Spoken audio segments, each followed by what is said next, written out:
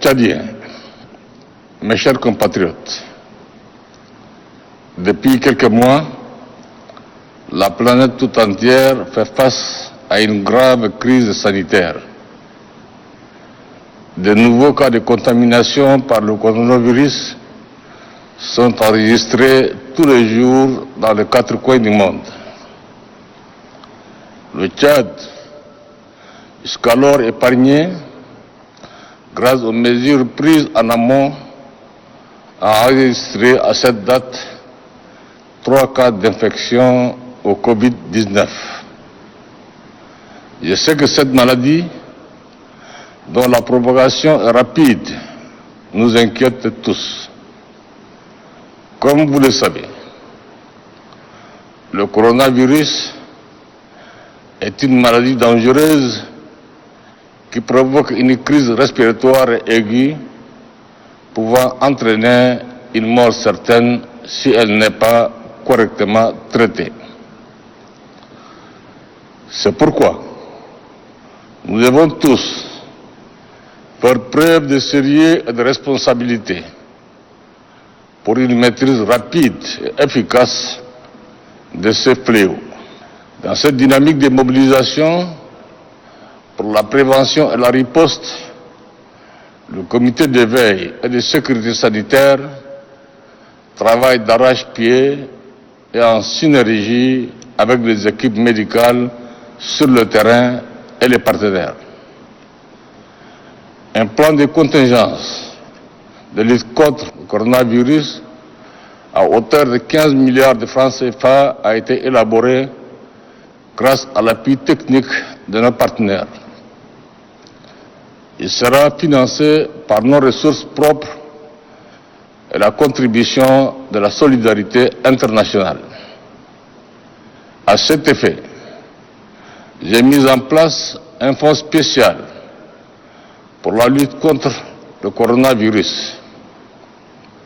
Comme vous le savez déjà, un certain nombre de mesures nécessaires, comme la fermeture des frontières terrestres et la suspension des liaisons aériennes, à l'exception des cargos, ont été prises pour prévenir l'incursion de Covid-19 dans notre pays.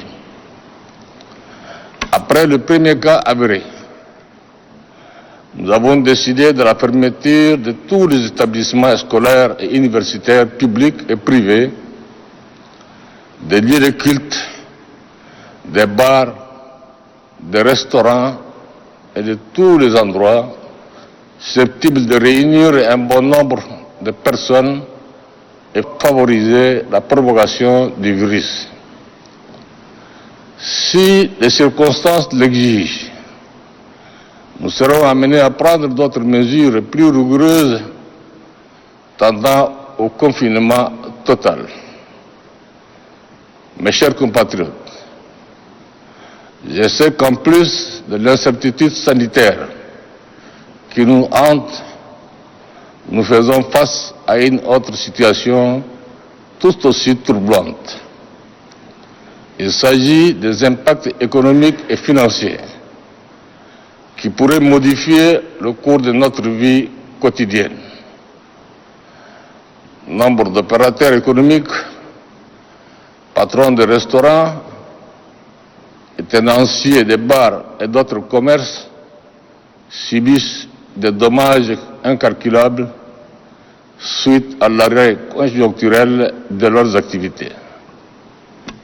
Je voudrais cependant déplorer le comportement de certains commerçants, verrait qu'ils se livrent à une pratique inadmissible en augmentant illégalement les denrées de première nécessité. J'instruis fermement les services compétents à l'effet de traquer et de traduire en justice tous les commerçants mis par la part du gain facile. Les opérations de surveillance des prix doivent s'intensifier sur toute l'étendue du territoire pour mettre fin à cette pratique qui n'honore pas le secteur privé. Mes chers compatriotes, en ayant une attention soutenue aux répercussions économiques de la pandémie, le gouvernement est fortement préoccupé par la fermeture des établissements d'enseignement. Nous mesurons pleinement les effets d'une plus ou moins longue période d'inactivité sur le calendrier scolaire et la consolidation des apprentissages.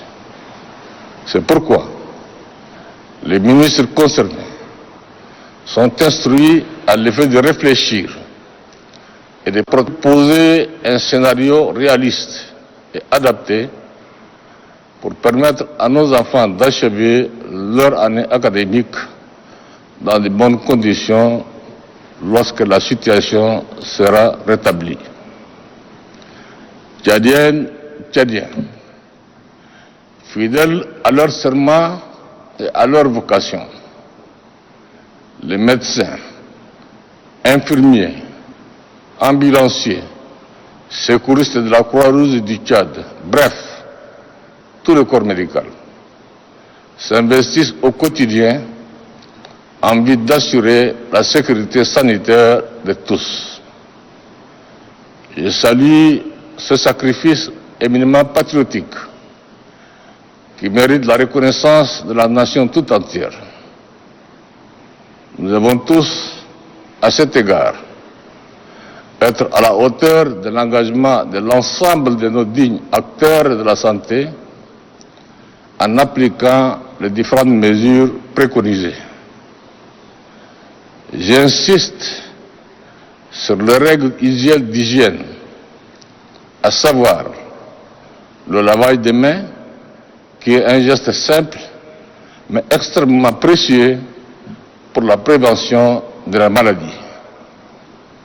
De même, nous devons éviter de se serrer les mains en nous saluant et d'exposer nos frères, sœurs à nos éternuements. Il faut toujours maintenir une certaine distance, une distance de sécurité dans nos échanges interpersonnels. Chacun de nous doit être un rempart face à ce virus.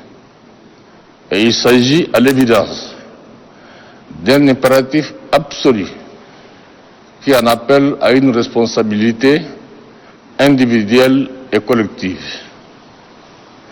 Je déplore à ce sujet l'insouciance caractérisée et l'incivisme manifeste dont font preuve actuellement certaines personnes. Nous devons tous nous impliquer fortement dans la vulgarisation des messages de sensibilisation pour le changement de comportement tant attendu. Je vous invite vivement à traduire les messages de protection et de prévention dans nos différentes langues nationales pour atteindre un large public. Cette approche de sensibilisation et de communication est extrêmement importante dans la phase actuelle de la lutte, mais elle doit se faire en toute responsabilité. Nous notons, hélas, que les réseaux sociaux, au lieu de diffuser des informations de bonnes sources, authentiques et vérifiées, s'adonnent à la désinformation et à la manipulation, semant ainsi le doute et la panique. Je mets en garde tous ceux qui se livrent à cette pratique criminelle. Tchadiennes, Tchadiens, mes chers compatriotes, face à l'adversité, nous devons être vigilants, disciplinés, solidaires et unis. Je suis convaincu que le peuple tchadien, qui a traversé tant d'épreuves, saura sans nul doute se montrer fort face à la pandémie. Que Dieu bénisse le Tchad. Vive la République. Je vous remercie. Thank you.